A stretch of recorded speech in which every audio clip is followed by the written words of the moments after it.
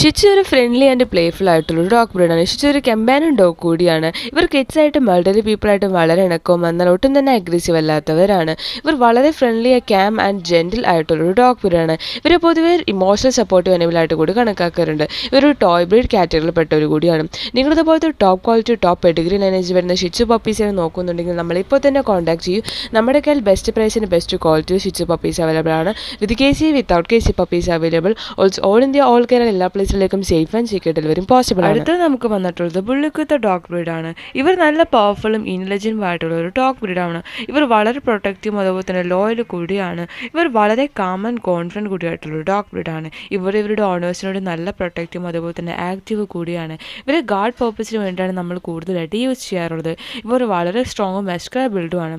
നിങ്ങളിതുപോലത്തെ പവർഫുള്ളും പ്രൊട്ടക്റ്റീവുമായിട്ടുള്ള ബുള്ളിക്കുത്ത പപ്പീസിനെ നോക്കുന്നുണ്ടെങ്കിൽ നമ്മളിപ്പോൾ തന്നെ കോൺടാക്ട് ചെയ്യൂ. നമ്മുടെ കയ്യിൽ ബെസ്റ്റ് പ്രൈസിന് ബെസ്റ്റ് ക്വാളിറ്റിയിൽ പപ്പീസ് അവൈലബിൾ ആണ്. With KC without KC puppies available. Also all India all Kerala എല്ലാ പ്ലേസിലേക്കും സേഫ് ആൻഡ് സെക്യൂർ ഡെലിവറിയും പോസിബിൾ ആണ്.